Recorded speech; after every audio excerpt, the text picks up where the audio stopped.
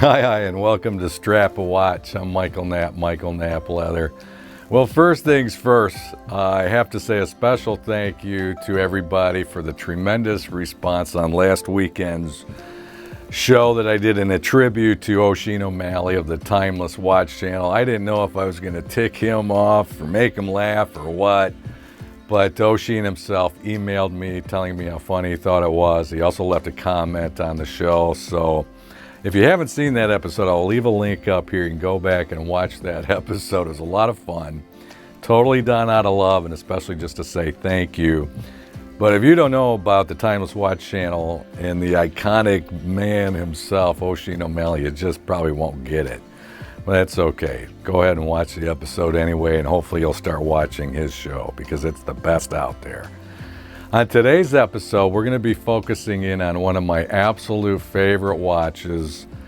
One of the models is a Grail watch of mine, and that's a Jaeger-LeCoultre JLC Reverso. So I pulled this off of their website, just kind of scrolling down to show you all of the various models that they offer. And you know, this watch goes back to the 1930s as kind of the rich person's polo playing, being able to hide the crystal, reverse it, and you have kind of a bracelet on, and most ladies and gentlemen would then have that backside engraved for the mono version. You know, of course, they have the duo. They have all kinds of really just amazing models. Take a look at this.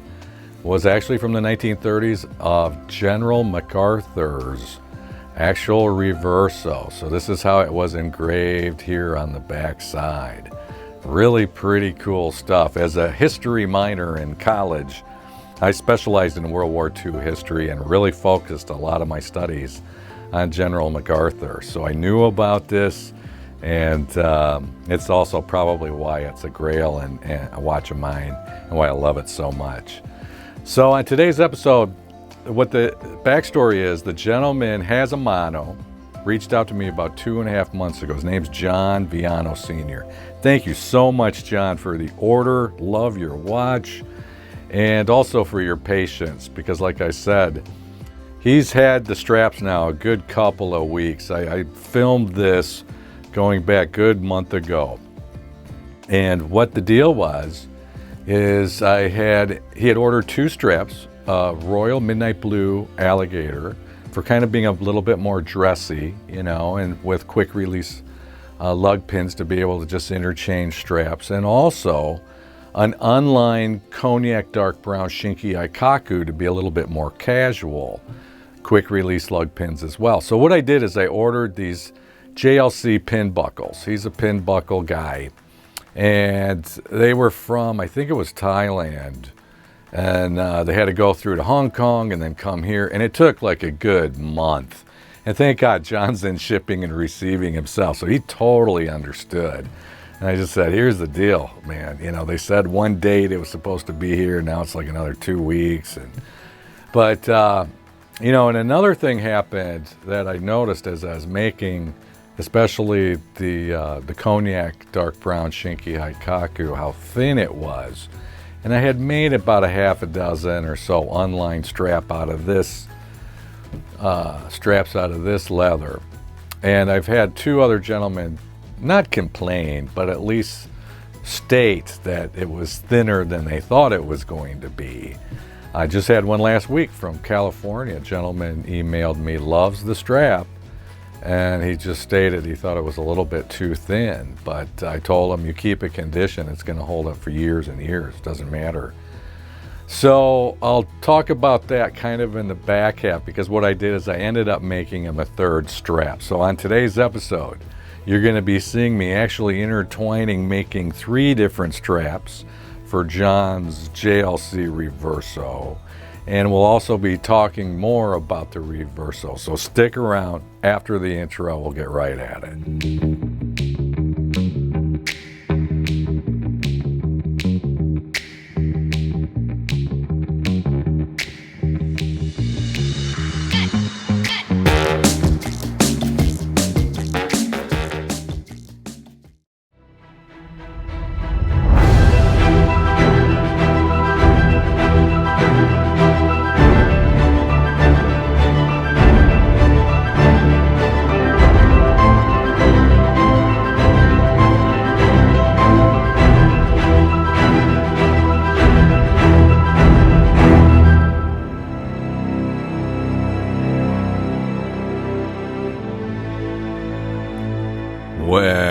unreal, unbelievable. Was that cool or what? As you're going to be watching me cutting out these various components to John's straps, I'll talk to you a little bit about that watch. Unbelievable, brand new release, the Hybris Mechanica Calibre 185. Unreal, 11 complications, 4 faces, 4 dials. Just incredible technology. It comes with this box that is like a mechanical computer. And what happens is if you were to set the watch down for any given time, you can then put it into this mechanism, dial in all of the current date and stuff and time, and what it does is it resets the entire watch for you with all the 11 complications from day, date, seconds, moon phase, year, every single thing. And just unbelievable technology. A lot of new patents on this. What is it selling for as this new release? 1,300,000 Swiss francs.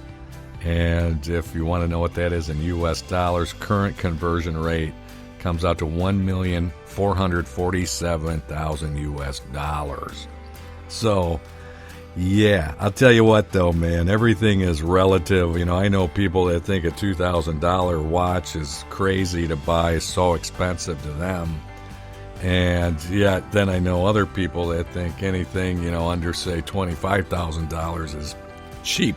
So everything is relative. In fact, I got into a discussion with one of my patients about a month ago. His name's Robert. Many of you know I'm also an audioprostologist, and I own and operate a hearing healthcare clinic along with my wife and son-in-law. Right now, currently, I'm only working about a day and a half a week to get caught up on my strap orders because I've been so busy.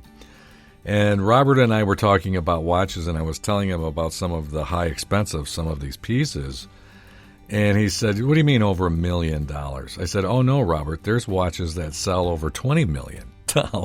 He's like, "Wait, what? That just doesn't make any sense." I said, "Of course it doesn't make any sense, but it's a reality." And I showed him some examples, and this is what he said. He goes, "That's just a sin."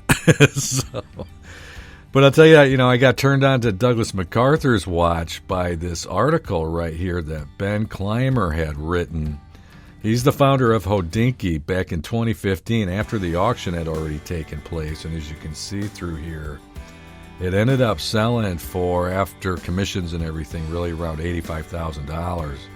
So there is MacArthur. Dugout Doug, some people called him. But he's an amazing man. I mean, he wrote the Constitution for Japan that's still being used today. And this is a watch, this is kind of a grail watch of mine right here. So in keeping in reality, it is white gold, but this was a 2015 release as a tribute to the 1930s watches, 1935-ish style watch. Just screaming Art Deco. I'm a huge Art Deco fan.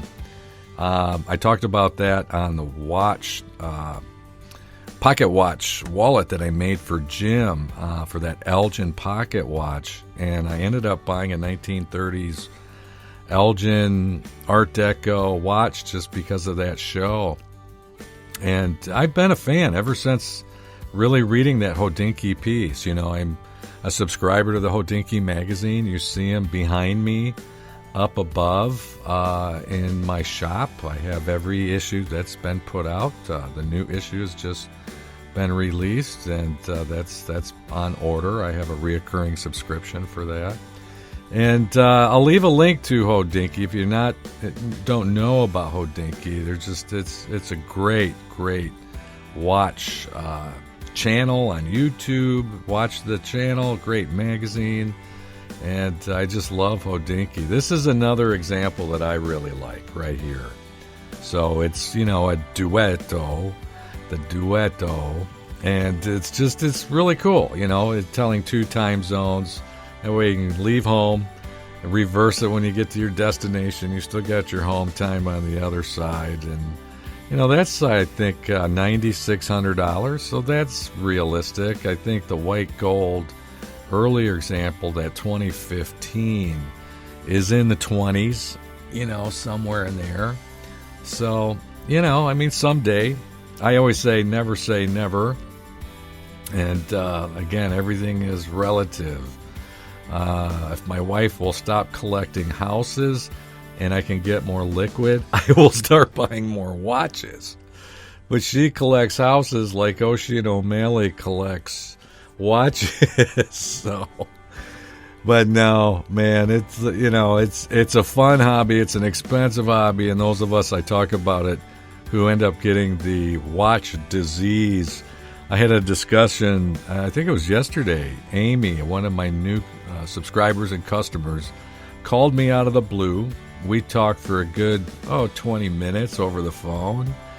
And, she's totally got the watch disease. She's absolutely just one of us geeks. She was saying how when you're driving and you just can't help but you constantly look down at your watch? And I'm like, yeah, I get it. But it's really neat. I've got a strap order that she's put in that I'll be making here pretty soon. So, Amy, thanks for being patient. She told me she binge watched and watched every one of my shows ever since she found me.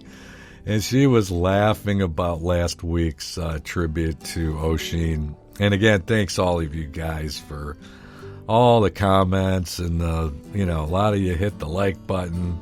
Every once in a while I get one person or sometimes a little more than that, but usually it's just one that puts a thumbs down on some of my videos. If they knew how hard, I work on each one of these episodes. I'm so busy right now with straps, but the reality is, like I said earlier in the intro, I started the filming of this a month ago or more. Actually, I think it was longer than that ago. And so I've been working on this one episode since then, gathering all this different footage and researching stuff and putting it all together and editing it, because there's a lot that goes into just one of my little 12 to normally 18-minute shows. There really is. So this is the bonus strap that I had made him that I was stitching up. But here's final product, the Royal Midnight Blue Alligator. That's the new buckles. 2 of those I got for him, one for this and one for that Horween. So remember, he had ordered Cognac Dark Brown Shinki Hikaku, and I was telling you guys about how thin it is in the intro. And so subsequently, just to let you know, I have taken this off my website for sale. And this is it right here. I just put on a regular pin buckle on this one. But it's very thin. It's great for the uppers for traditional lined straps, but when it comes to, and each one of these chips is a little bit different gauge of thickness. This brown one just happened to be probably the thinnest one I had, and the one that I had from California last week, that was a burgundy. But this is Horween. It's about twice as thick. It's perfect for an unlined strap.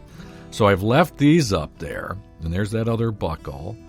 And I've also now included, because the gentleman from California told me that he was interested in a Chromexcel unlined strap in natural. Well, currently, the ones that I have that are thick enough are in brown and black. I do have burgundy number 8. It's just a little bit thinner, and I have very little of it. So I'm getting ready to order come Monday some more. But here it is on John's wrist, and I'll get a thicker piece of the number 8 burgundy Chromexcel in here pretty soon. And here's a wrist roll he did for us all. Thank you so much for this, John. Looks cool, man. I'm so glad you like it. And here is the Royal Midnight Blue Alligator on his wrist and watch. Really cool. He ordered it without pads. That's how he wanted it. And there's the buckle side underneath his wrist. Really neat. And here's another shot of it on the face. Beautiful dial.